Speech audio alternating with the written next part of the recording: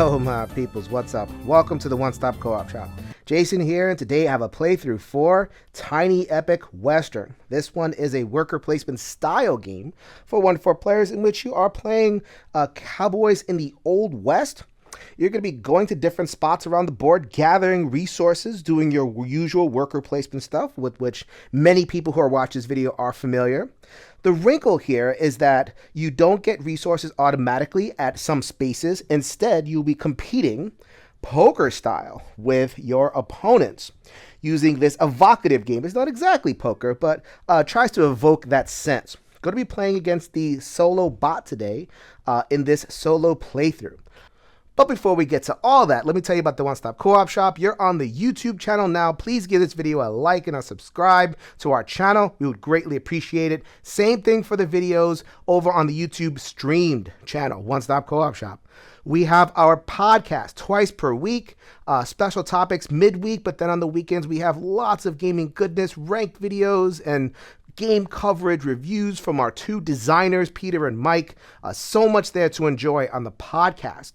We have our Discord, which is the heart of our community. It is an awesome community with so many people. There's conversations going on every single day. We also have our Patreon, which gives you access to exclusive content as well as tiers in our Discord. It would greatly help us out if you could contribute a little bit so that we can keep on bringing videos and coverage to you. But if you just want to join the community, you can do so completely free by joining the Discord in the link below. We are the One Stop Co-op Shop, your one stop for solo and cooperative gaming goodness. So we're just going to jump into the game fairly quickly. Once I get through the first round, I think you'll have a sense for most of the rules. But I want to give a sense of game flow first. So this is my worker, and I'm going to have 2 of them. And they're going to be available to me the entire game. I do get access to a 3rd worker by doing certain things on the board. I get them for 1 round, then they go back to sleep. So it's not one of those games where you just kind of like increase in power. It's a kind of do what you can, what you have type scenario. So these are the 3 resources. This is law, this is force, and this is gold. For the most part, I'm going to be gaining and spending on buildings. So buildings are the main way to score. This is what you are trying to do. You're trying to build out. I'm going to be sticking them here in my placemat, the number of buildings I have. So I'll get victory points from them. And I also, as I get symbols together, that's going to add up to some points as well. And I'll show you how that works as the game goes on.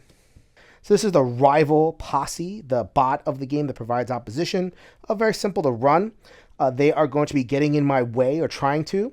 And they are going to race and get buildings as well. So my goal is to get more buildings, more point scoring buildings than they get over the course of 6 rounds. All right, so we're ready to begin the game proper. As you can see, what I have done is I have dealt out these poker cards to the spaces in between the individual worker places. So that comes from this deck. There's a deck of 20 cards, 1 through 5 in 4 different suits. So the hierarchy of the suits is steer, horse, TP, and bowler hat. So then it is poker. And as you can see, straight flushes, 3 of a kind, flush, straight, as the hierarchy that any poker player would know. So at the beginning of the turn, along with the deal for the board, I'm going to be dealt 2 cards, and I get to choose which one that I want to keep. I'm going to keep this 4 right here. So what will determine my choice is where I want to go in the town. So I've identified this space as a place that I want to go to. And I notice that there's a 2 and a 3 here. I kept this 4 because when the resolution steps hits after all the worker placement stuff, I want the strongest hand possible. So a straight 4-3-2 is a pretty strong hand. So I kept that and set myself up for the eventual resolution. But first, let's place the worker. So that's the second phase of the game. First phase being deal, second phase being the placement. So I have a couple options. If all the buildings have this porch and they have buildings tucked into them, this happens to be the bot. So they start with a couple of buildings and they're going to acquire more as the game goes on. If I go to the porch, I can do whatever the building says, but I don't want to do that right now. Let's go to this area. I could put my worker here, kind of in between, and take advantage of the exclamation point and get 1x, which is a wild resource. But I think I could do better than that. So I'm going to go over here instead, which delays my gratification. Now I am gambling. So what I'm gambling is that when the resolution phase hits, I will have a better poker hand than the rival. There is only one rival, and they're going to be dealt 2 cards at the beginning of the turn. So obviously this is a pretty strong card. I don't know what this card is, but my bet is that the bottom card is not going to be stronger than my straight that I have in that red building. So now I've placed my worker. I'm waiting for round 3. I don't get anything right now. My turn is done. So now the bot's turn. The bot is going to roll this snazzy D6 over here. It is a D6. That will determine the worker placement. So I would count around 1, 2, 3, 4, 5. We cannot visit the town hall. We'll get to that at the end of the round. If it rolls a 6, then it's just going to come right at me and initiate a duel. Let's see if it does that. So right now it has rolled a 1. So it's going to land on this area called the hideout. Keep in mind that this is a face down mat.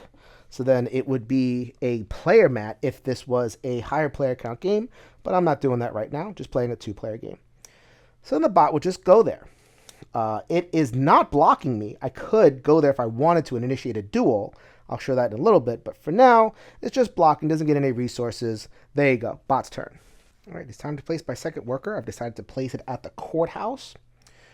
So I ordinarily would be in a pretty good position because these two, this would make a pair with this 3 numbers. However, because this is public, I already know that during the resolution phase, I'm going to lose out on this pot because they have a straight. I already know that, but its card is so strong and the deal was such that I'm not going to win in too many other areas. So I'll just take the benefit. So the benefit is 1 force, and also I can convert any number of force into coin plus 2, and it also makes me eligible to buy this building. But as we are still in phase 2, let's do some resource management. So I get 1 force. I'm going to spend that 2 force, and I'm going to get 4 coin to buy up some buildings. So let's go ahead and roll with the bot bullet. The bot bullet settles at 2. So I was able to avoid a duel. I will show you the duel rules as they come up, but not this round. So they automatically go to this area. And during the resolution phase, they're going to be able to buy this building, which is worth 4. That's not great, but at least didn't get in my way this round. All the workers have been placed. Now we do the resolution step. So then there is nothing happens over here. The bot does not gain any resources. The first opportunity I have to gain a pot is over here at the saloon. So I'm going for 4 resources because of this symbol. So this symbol is the pot. And so during the resolution phase, we are battling it out. So as I said before, I have that 4-3-2, that's straight. So I'm feeling okay about it. Although the bot could beat me if they had the right straight as well. They have a 5 and a 3. The best hand they can make is 2 pair. So I win this area and I get 4 wild resources. All right, so that one is resolved. My worker goes back to my own player mat. I knew that I was going to lose here because the public card was stronger than anything that I could do. So I'm going to pull back my worker there. If you are wondering about mitigation and manipulation, you do that at the sheriff's office. So if I wanted to, I could have gone here and manipulated the value. So this one manipulates the suit and this one manipulates the number, 1 up or 1 down. So if I wanted to make a straight or a flush or, out of my personal card, I can do so here. I didn't think I need to do that this turn, but that's an option for future turns. So now we determine the order for buying buildings.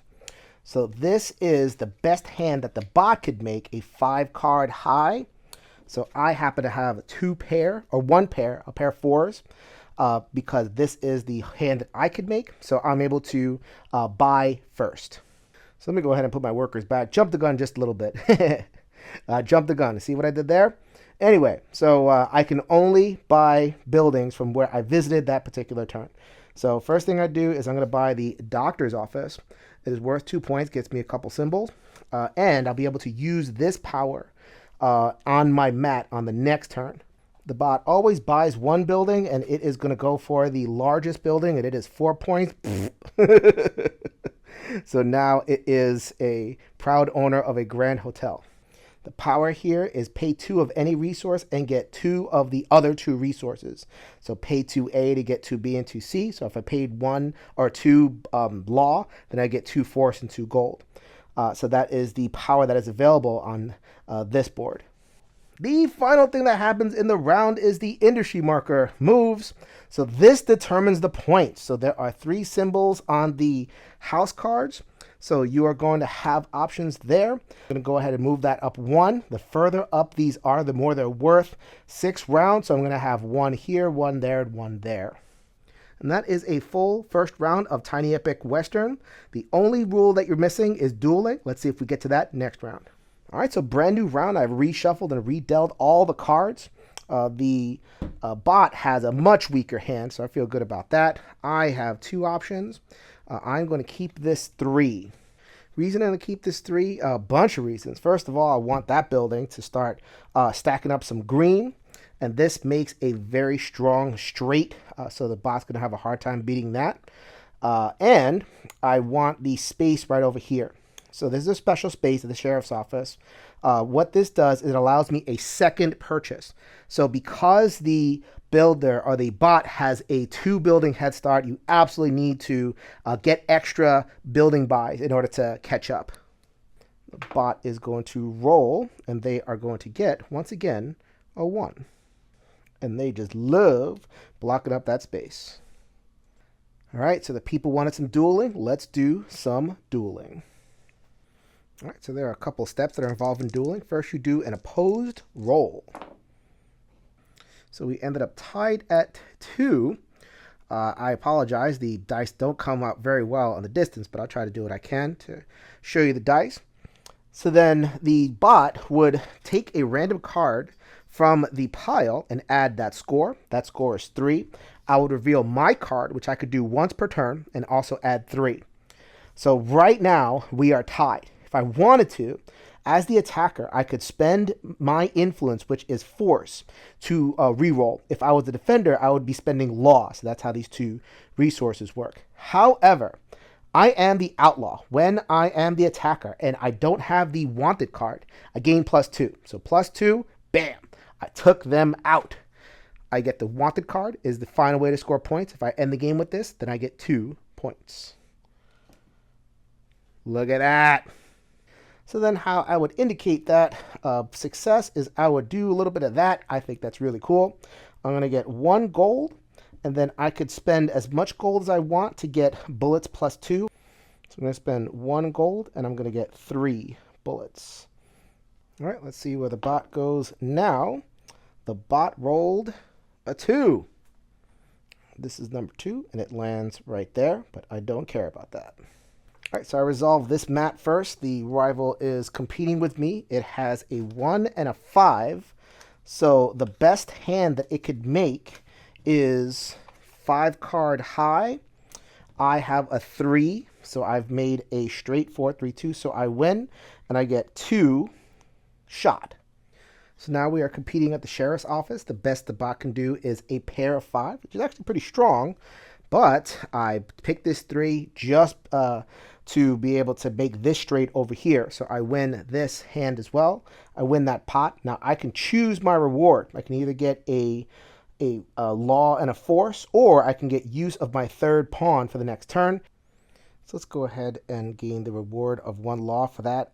I'm at full force, and that's a little bit of a waste, but in order to do what I want to, that had to happen. All right. So first of all, let's go ahead and purchase this building, which is really nice. But I cannot depend on it because I had to buy this one first and pay the cost, which is 2 and 2, in order to get it. That'll be nice, but this specifies that I have to do this action second. So we're actually going to go ahead and build this cattle farm. So that's worth 2. So that'll be the thing that is face up at the beginning of phase 3. Gain 1 wild resource for every steer in play. Hopefully there's a lot of steer in play. And that will cost me 3 gold and a law. Still have some force left. I think I'm doing pretty good on that. So because the bot had the advantage of the town hall, they get to move a token. It's going to be the token of the building that they bought, the leftmost symbol. That is purple. It's the end of round 2. So we are on round 3. I have redealt, and I have my 2 cards. I'm deciding where I want to go. I'm actually going to take this 1 because there's all these 1s, and I can make pairs all over the place. It leaves me open to getting beat by the Town Hall and the Rival. But right now they're not beating me, and we'll see if the card under them helps me. But I can at least get a couple of wins with this 1 right there. So the first place we're going to go is right there. I'm going to get a coin immediately for being there. I'm also going to fire off this power. So also, I don't know if I specified this at setup, but whenever you buy a building from a neutral mat, you take whatever building is there and you put it on the market for purchase. So now this place that I've used a couple times is available for purchase now. And there's a new power over here, which is a really cool one. Gain a random wild resource for every horseshoe that is appearing on the board. By luck would have it, there are 3 horseshoes over here, so my eye definitely leaned over there. So I'm going to go ahead and move there. I'm going to go and gain 1 gold, and I'm going to get that benefit at phase 3. All right, so let's see where the bot goes. The bot goes to its own area 4. And as I said, it does not go to the porch. It goes to the influence space. Last thing, since it was so good to me last time, I'm going to go to the sheriff's office. If I win the requisite pots, I think I'll have enough to buy 2 buildings. So I'm going to go here. The bot is going to respond by headed to 5. Hey, bot, you've been very friendly this game. That's nice. All right, so now the resolution step, phase 3. So let's see what the bot's working with. Woohoo! I work with 2 5s, but they can't use them both. And it has a 5-card high to challenge me here. My lowly pair of 1s has won the day. Fantastic. So I get the pot over here, and that maxes me out on law. And lucky for me, it would have won had it had a 4 under there, but it had the 2 5. So again, 5-card high is defeated by my pair of 1s. I'm doing pretty good here. So what I'm going to do is I'm actually going to awaken the 3rd character. So this is where one of the 2 ways in which you can awaken your 3rd character for 1 round. The other way is to not buy a building. So not buying a building, you would get your 3rd character to kind of catch you up a little bit. But I'll do that here because I want it. And remember, I had used that space that was called blacksmith. So I'm going to use the blacksmith to gain 3 law. Action advantage belongs to me at the town hall. Again, they can only make a 5-card high. I really gambled that that pair of 1s would get me all the action advantage I need, and boy, how did that pay off. That's what you get for getting dealt 2 5s. The first thing I'm going to get is this building right here, the gunsmith. Treated me pretty good, so I'm going to go ahead and tuck that under right there. Look at all those beautiful green symbols. That is going to cost me 4 shot. Worth it. So the bot is unfortunately going to acquire the 4-point building because they prioritize the highest point. Their space is going to be pay 1 to immediately buy any 1 unpurchased building at cost. Okay. So another way to buy building outside of turn, which during the solo game we really need to do. So that is going to go right there. But I did go here, and I get to buy this one. That is going to cost me 2 shot, 2 gold, and a law. Very expensive, but 3 points and 2 of these green. You see what I am going for. And also at the beginning of the phase 3, same thing as the horseshoe symbol that I took advantage of, only it's for TPs. Very obvious what I want to make happen. There you go. On to round 4. All right, new round, round 4. The bugger bot has gotten the best card in the game, that 5 of hat. So I have my work cut out for me. I'm going to take this 1. Show you why in a second. So first place I'm going to go, remember I have the 3 characters this turn, is here. And I'm going to do the resolution phase. Why not? I really want this building because of the green. I plan on getting green to first place. The more symbols, the better. See what the bot does in response. It rolls a 6. A 6 means it comes right after me. So that means an opposed roll. So I got a 5 and it got a 4. It will pull a 2 for the deck, which makes a total of 6. I pull I show my one from on my deck. That's the peril of taking the low card because I'm stuck with the duel over here. And re-rolling wouldn't do me much good because I can't do much better than a 5. I'm not going to risk just getting a 6, so we tie. But there are no ties in gunslinging. Ties go to the defender. So eat it, bot. So the second thing I'm going to do is I am going to put my cowboy here, and I'm going to lower this 1 by 1. So it wraps. So now, instead of this being the 1 of hat, I now have a 5 of hat, which would tie me with the Town Hall for the purposes of resolution in phase 3. Great. Hey, bot, you're feeling lucky? Gonna try me again? No. It's gonna turn tail and hide and go to space 1. For my third and final action of the turn, I'm gonna go to the courthouse. This spot lets me get 1 law, so I am now at 2 law total. And it says that at the beginning of phase 3, gain 3 wild if I have the highest single poker card. I do! Or I'm tied for the highest, which is technically the highest. So I get to take advantage of that at round 3. Let's see what the bot does in response. It is going to go to space number 2. So resolutions, we're going to start at the sheriff's office. Let's see what the bot is working with. They got the 4 of TP and the 5. Looks like that the pair of 5s is going to be the trick. And I also have a pair of 5s. So the rulebook states, when ties are created because of the sheriff's office, both players get the pot. So it doesn't get a pot, I get a pot. Fantastic. The same dealio over here. The strongest hand they can make is the 2 5s, and that is the same for me as well. I get 4 wild resources. So I'm going to get 2 law, 2 law, 1 force, and a coin. Sorry about that. Swap that law for a coin because I just realized that I'm going to win this as well. So all sorts of extra resources. That's great. That will max me out on law. Unfortunately, that little trick with the changing of the card does not work when determining Town Hall. There must be a winner, and the winner is someone, the character who did not change their card. So right now, with the 5 high, the Town Hall winner is the bot. And they are going to purchase this 4 value card. Ugh, don't like that. And the power here, gain 1 resource for every purple share you own, max number 3. It doesn't take advantage of that, so I have to keep an eye on that for me. So you know what? In for a penny, in for a pound, as they say. I'm going to try to get green to the maximum, definitely, by paying the 2 law, the coin, and the 2 shot. The bot player took a purple on to round 5. So I got dealt a 1 and a 3. The rival annoyingly got dealt another high card. However, what matters is the best poker hand. So I'm definitely going to use this 3.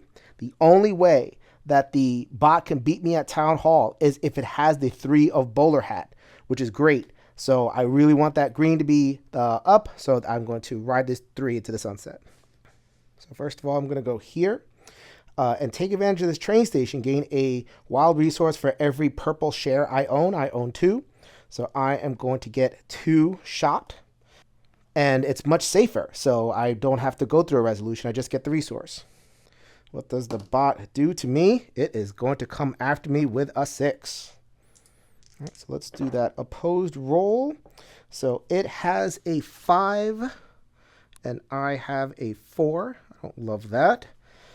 And it is going to pull from the deck a 3 of bowler hat.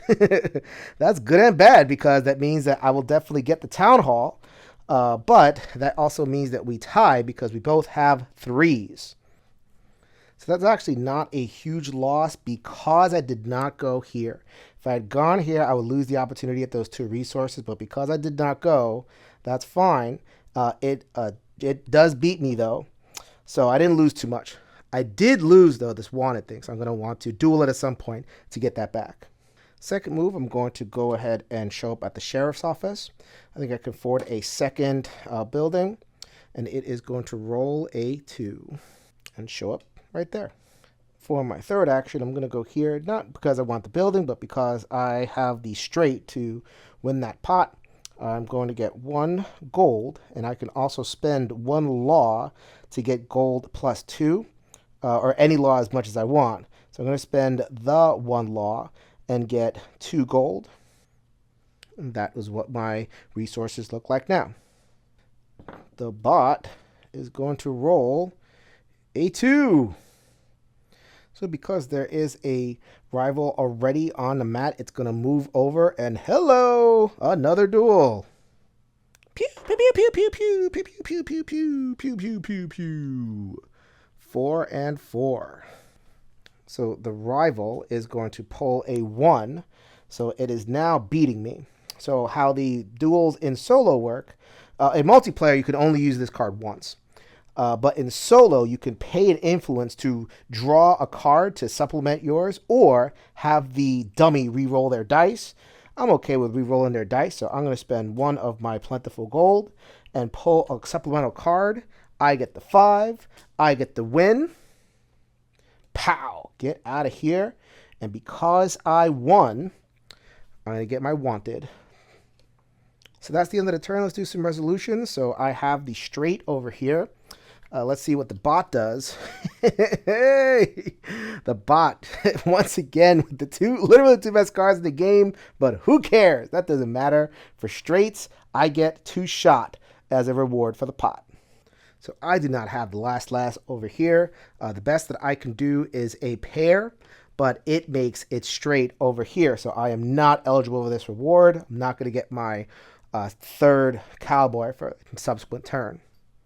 But I do win here because the pair of 3s beats the 5 high that the bot has, so I get 2 wild resources.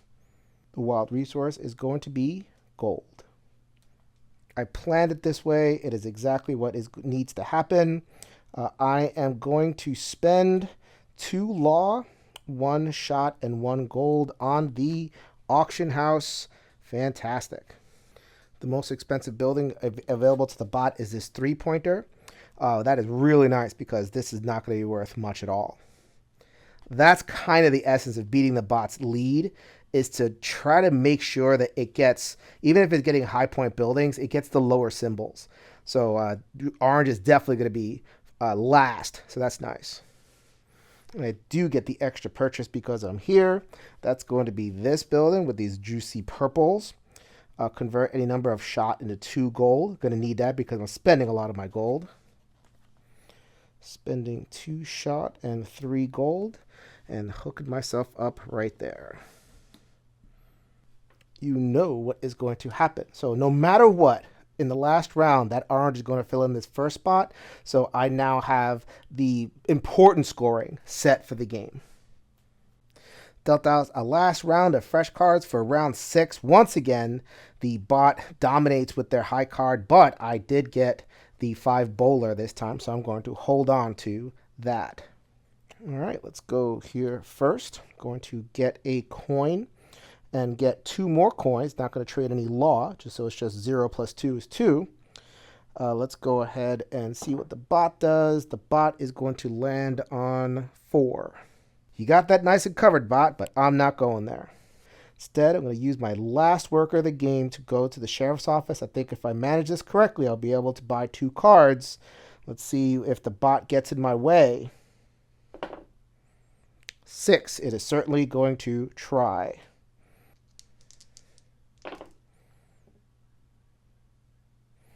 So this was definitely the pea shooter version.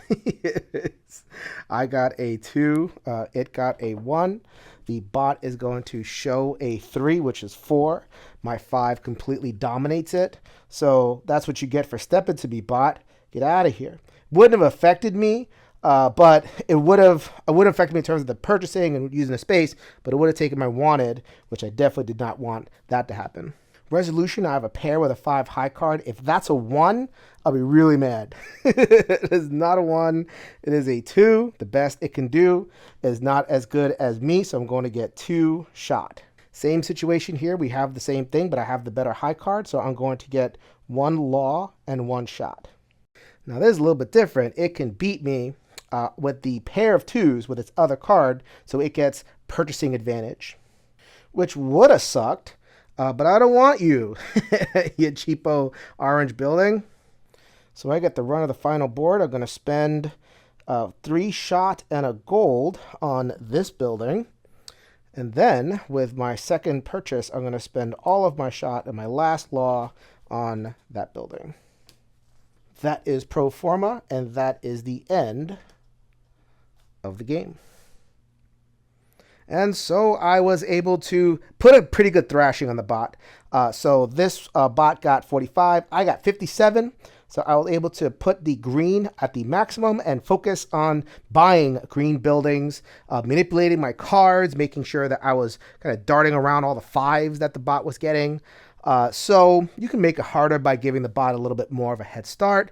For the most part, though, I think this is a really fun game. It's not as talked about as some of the other Tiny Epics, but it's solid, and I think the solo bot works, and it's very easy to run, which I think that is a virtue. Some of the bots can be really difficult in Tiny Epic, but this one, only a couple of pages, gets in your way, does everything it needs to do. A nice little package, Tiny Epic Western.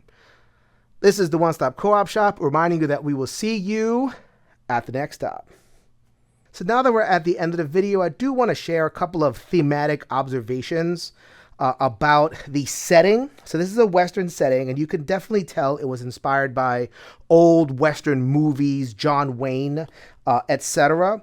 So as a cultural consultant, I a little bit uncomfortable with the way that Indians in the game's fiction or in that fiction are kind of relegated to second-class status, like the suits. They are under what is presumably the humans. I'm glad they're above the animals. Sometimes they're not even that. That's unfortunate when that happens in other games. And it does happen in other games. Don't worry about that. Also, these are the other characters. So there are a lot of archetypes.